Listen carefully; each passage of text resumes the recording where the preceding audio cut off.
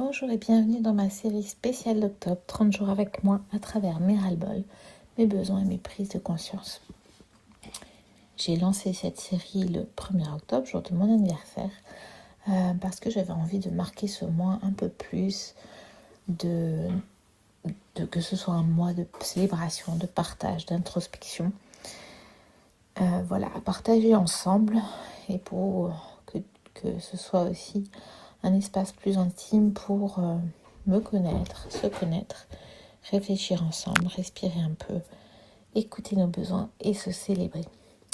Et pour célébrer encore plus ce mois, j'avais décidé de prolonger cette énergie depuis le 15 octobre jusqu'en novembre avec 45 appels de coaching gratuits offerts, donc des moments pour t'aider à faire le point sur tes besoins, ton équilibre, ce que tu veux nourrir dans ta vie, parce que moi j'ai découvert vraiment que d'avoir une personne comme ça pour échanger, faire le point, et ben c'est vraiment un espace où on s'autorise en toute bienveillance et on peut avancer des fois dans notre vie.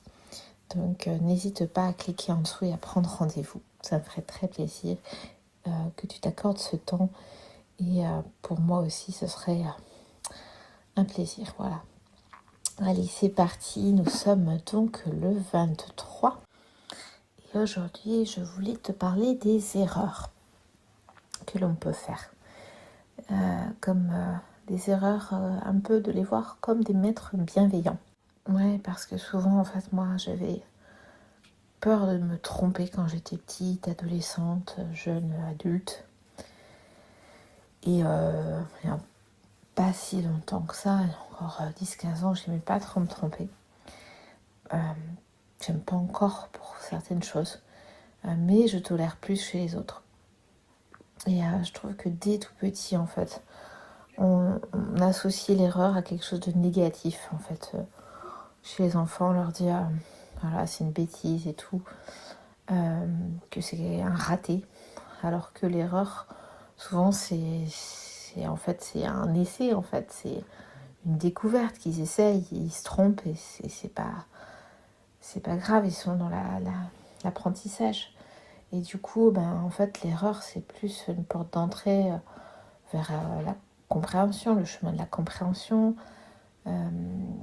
C'est un parcours propre à la curiosité et à la confiance en soi quand on le voit différemment, en fait.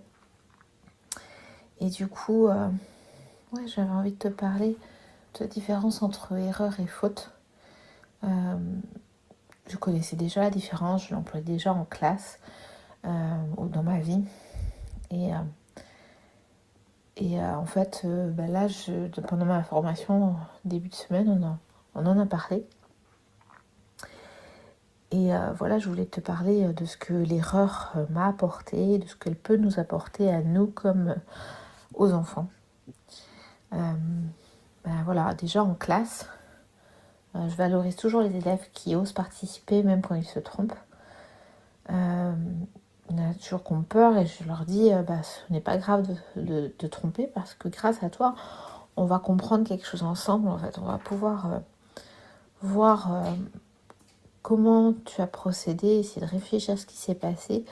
Et grâce à toi, en fait, grâce à cette erreur, on va chercher pourquoi elle est apparue, comment ton cerveau il a fonctionné pour essayer de trouver la réponse, qu'est-ce qu'il a compris, et quelle astuce on peut en tirer aussi pour... les autres peuvent donner des astuces ou tu peux donner des astuces pour voir comment tu as fait pour t'apercevoir que c'est une erreur. Des fois parce qu'il y en a qui s'en aperçoivent. Et je trouve que c'est tellement plus riche que quand on n'a que des élèves qui donnent simplement la bonne réponse en fait. Parce que du coup, là, on peut aller aider d'autres en fait. Et c'est pour ça que je leur dis souvent, ne cache pas l'erreur, alors soit en gommant, soit en mettant du blanc. Non, barre simplement, proprement. Et puis réécris à côté, comme ça on voit que tu as avancé, on voit que tu as progressé, on voit que tu as réfléchi. Ça montre en fait qu'on cherche à faire mieux, qu'on cherche à progresser. Et en fait, on peut en être fier en fait de ce parcours. Parce qu'en fait, celui qui a toujours juste, le jour où il se trompe, c'est souvent plus difficile. Moi, je sais que je réussissais beaucoup de choses quand même étant petite, à l'école primaire. C'était assez facile. Mais j'étais curieuse, donc j'ai toujours aimé quand même chercher. Mais du coup, celui pour qui c'est trop facile, qui comprend tout et tout, qui répond facilement, il n'a pas appris à chercher. Et ni à comprendre le pourquoi. Si, des fois, il comprend le pourquoi, il a compris et tout. Mais si on se trompe pas, en fait, des fois, on ne perçoit pas tous les aspects de l'apprentissage, de ce qu'on est en train d'apprendre, du sujet, etc. Des fois, l'erreur, ça permet en fait de prendre de la hauteur et de dire comment je vais pouvoir chercher autrement, comment je vais pouvoir voir cet événement, ce travail, cette notion autrement, par un autre prisme, par un autre angle de vue. Et du coup, ça rend plus riche en fait la compréhension. Et souvent, on dit aux enfants, cherche. Quand ils se trompent, on dit cherche. Et en fait, on leur apprend pas à chercher. On ne les accompagne pas en fait dans cette démarche d'exploration, de tâtonnement, de test, d'ajustement. Et je trouve que c'est là que tout se joue, parce qu'en fait, apprendre à chercher, à comprendre son erreur, à trouver une astuce, à réessayer, à demander de l'aide aussi. Je trouve que c'est ça qui fait grandir, c'est ça qui donne confiance. Et voilà, parce qu'on découvre qu'on a des ressources en fait. On a plein de ressources. Et en fait, d'écraser l'erreur, de la voir comme une bêtise, comme quelque chose de mal, ça enlève toutes ses capacités, ça les rabaisse. Alors que quelqu'un qui va être capable de chercher, du coup, on va pouvoir le voir comme persévérant. On va pouvoir voir qui trouve des astuces, donc il est astucieux, il cherche autrement.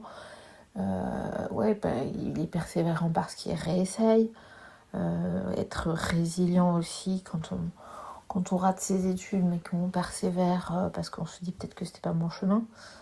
Et puis, d'avoir la ressource d'oser demander de l'aide. Donc, il y a une différence essentielle, une nuance essentielle entre erreur ou faute. L'erreur, ça va être un pas vers l'apprentissage, en fait. C'est normal, c'est sain, c'est humain. On fait un essai et on se trompe. Et on voulait pas se tromper, on voulait juste essayer et avancer. Voir si on a compris ou pas. Et la faute, c'est quand on sait, mais qu'on choisit de ne pas faire, qu'on choisit de le faire mal, qu'on agit sans respect ou sans une bonne conscience en fait. On est conscient que ça va pas être la bonne chose à faire. Donc c'est pas du tout la même chose en fait. L'erreur, elle fait partie du chemin, elle va nous rendre plus humbles, plus curieux, plus vivants. Elle nous relie aux autres, parce que si on demande de l'aide et puis si on peut aussi aider après, tu sais, moi une fois je m'étais trompée, mais je trouvais cette astuce là pour plus me tromper. Voilà, on a du lien avec les autres aussi, parce qu'on peut en parler, on peut s'entraider et donc chercher ensemble aussi. Et c'est du coup un terrain magnifique pour nourrir les besoins de lien, d'estime, de sécurité intérieure, parce que comme on a des astuces et tout, ça nous donne des clés, ça nous rassure, ça nous donne un cadre, et ça nous donne aussi la joie d'apprendre. Donc c'est plein de besoins qui peuvent être comblés en fait. Donc arrêtons d'écraser en fait cette erreur, transformons vraiment le regard sur l'erreur. Et pour soi, je vous ai donné l'exemple de la classe, mais si tu changes vraiment ton regard sur toi, et des fois on s'insulte, on se retrouve nul et tout ça, peut-être oralement, mais qu'est-ce que je suis nulle, qu'est-ce que je suis bête et tout ça. Nos enfants, ils vont nous copier. Ils vont penser que l'erreur, c'est mal. Et du coup, quand toi, tu tu changes ton regard par rapport à l'erreur, ton comportement par rapport à l'erreur, et que tu trouves le positif et comment avancer, et comment ne plus faire cette erreur, et que tu transposes aussi à ton enfant, déjà, lui, il va imiter ton comportement. Et puis, si tu es avec ton enfant aussi, lui, il fait une erreur et que tu essayes de regarder ça autrement, voilà, comme un message, une invitation à grandir, à comprendre, à ajuster, à faire équipe. Et en fait, on peut voir vraiment du coup les erreurs comme des maîtres bienveillants. Voilà, si on prend le temps en fait de les écouter.